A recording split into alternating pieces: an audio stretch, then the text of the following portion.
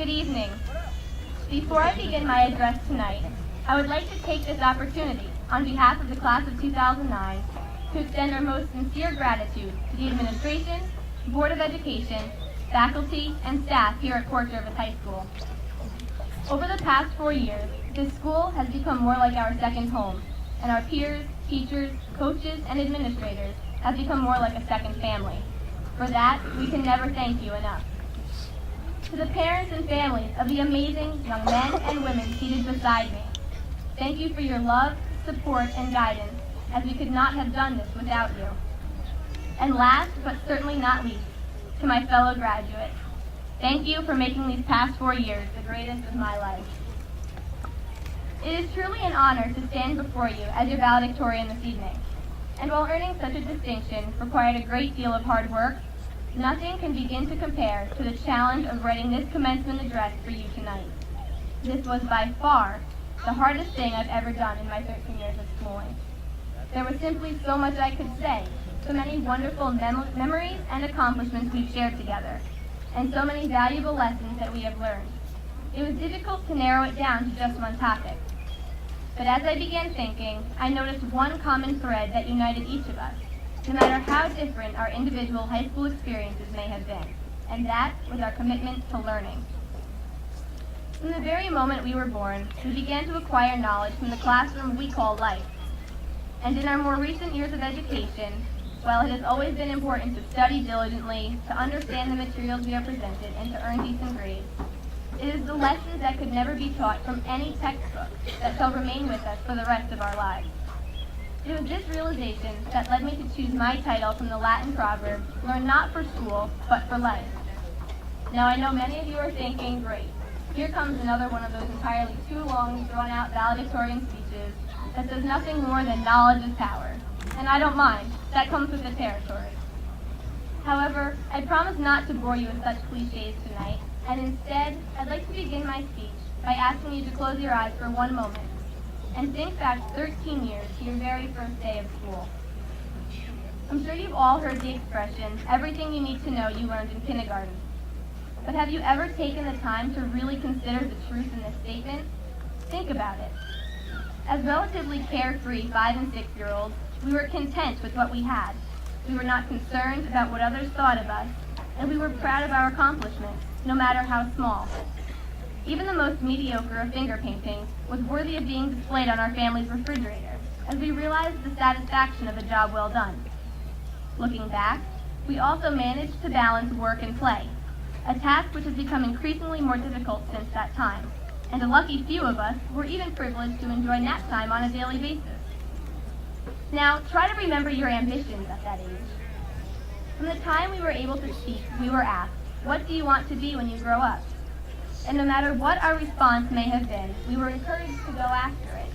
No dream seemed unattainable, whether it was becoming an astronaut, a doctor, a dentist, a teacher. We were told that as long as we followed our hearts, we could achieve anything. But perhaps the most significant lesson that we acquired in kindergarten was the importance of caring and doing unto others as we wish others would do unto us. As kids, we were not prejudiced, biased by the opinions and stereotypes of society. In fact, race, religion, and culture never stopped us from befriending one another, as those questions never crossed our minds. They simply did not matter. And if I may, there's a story I'd like to share with you that I believe elicits this lesson very well. Back in 1997, my kindergarten class, taught by Mrs. Moraski, performed a play for Mother's Day, in which a young boy was trying to find the perfect gift for his mom. And now I'm probably going to embarrass a few people, but that's okay. This young boy happened to be played by Mike Muller, and his mother by me. In order to find that perfect gift, the young boy set out to ask all the animals on the family farm for their advice, the first of which was the duck, portrayed by Sarah Keith. Not satisfied with the answer he had received, the boy proceeded to ask the family cow, portrayed by Janelle Gunderman, the family dog by Cody Decker, and the intimidating bear in the woods by Kenny Foss for their suggestions. Not surprisingly, Kenny had the perfect answer. Yes, he was a genius even in kindergarten. And in summary, the boy thanked him for his wisdom and returned home to give his mother the gift. which, laugh as you may, was as simple as a bear hug. But anyway, while at the time we were merely concerned with memorizing our lines and not getting cooties from hugging one another, in truth, we learned so many valuable lessons from this one seemingly insignificant occasion. We learned not to be afraid to seek help when needed, and to be persistent if at first we don't succeed. We learned to keep an open mind and to value the opinions of others. But most importantly, we learned that every person we shall meet has the potential to enrich our lives in ways we may never have imagined. One needs only to give them the chance. Now, as you reminisce about that simplistic time in your life, I hope you're getting the same feeling I am, an overwhelming sense of true happiness. And I don't know about you, but that sounds like success to me. Please don't think that the years we've spent since kindergarten have not been worthwhile. Instead, we've merely continued to build upon the lessons we learned 13 years ago. And while they certainly have helped, no textbook, lecture, homework assignment, or the like could have ever provided us with the insight necessary to develop the wealth of knowledge that each of us now possess.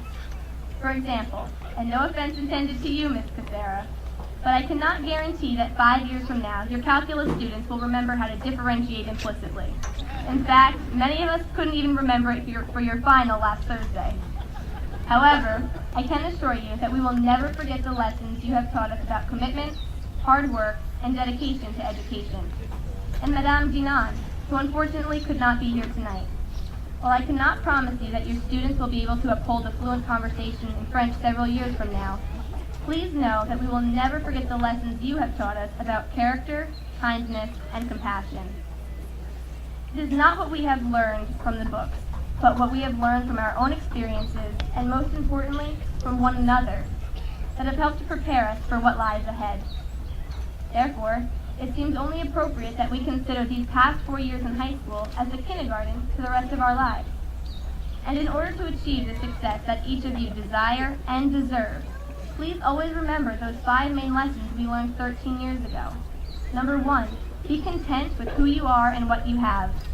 The happiest people are not those that have the best of everything, but rather those who make the best of what they have. 2, take pride in your accomplishments. You've earned it. That finger painting that once hung on your refrigerator will soon be replaced by many wonderful recognitions, beginning tonight with your well-deserved high school diploma, and for many of us may be followed by bachelor's degrees, master's degrees, and perhaps even doctorates. 3, remember to find that healthy balance between work and play, and don't hesitate to take advantage of a nap time when needed, an opportunity to slow down, regroup, refocus, to appreciate the life you're privileged to lead and those you're fortunate to share it with. Number 4, don't be afraid to dream what you want to dream, go where you want to go, or be who you want to be. We only have one life, one chance to do all that we would like. If you want to become that astronaut, that doctor, dentist, or teacher, go for it. Always follow your heart and live up to your own expectations, not those that others have established for you. And last, but certainly not least, remember to keep an open mind and to get to know as many people as possible, as each individual, no matter how different he or she may seem, has something valuable to offer, whether it be objective advice, a different perspective, or simply a helping hand. And never hesitate to be that person for someone else, as you may never know just how much your compassion means to them. Likewise, please take advantage of every opportunity that you are able. It has been said, life is not about how much time you have, but what you do with the time you're given. I guarantee that 20 years from now, you'll be more disappointed by the things you didn't try than by those that you did. Regardless of their outcome, whether it is positive or negative, you will still have learned something as a result of its occurrence. We will never stop learning. To the class of 2009, congratulations, we've made it. Who knew that 13 years could have come and gone so quickly?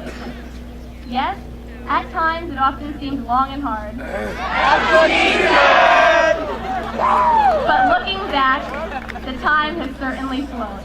Tonight, while we close this door on an incredible chapter of our lives, another door of seemingly endless opportunities and memories just waiting to be made is opening before us. To my fellow graduates, wherever you go and whatever you choose to do, Whether you're going on to college, vocational school, the armed forces, or directly into the workforce, please know that you'll always have the support of 210 of your peers and countless members of the faculty and staff of this Portuguese family behind you every step of your way. Once again, congratulations and best of luck. To the class of 2009, here comes the rest of our lives. Thank you.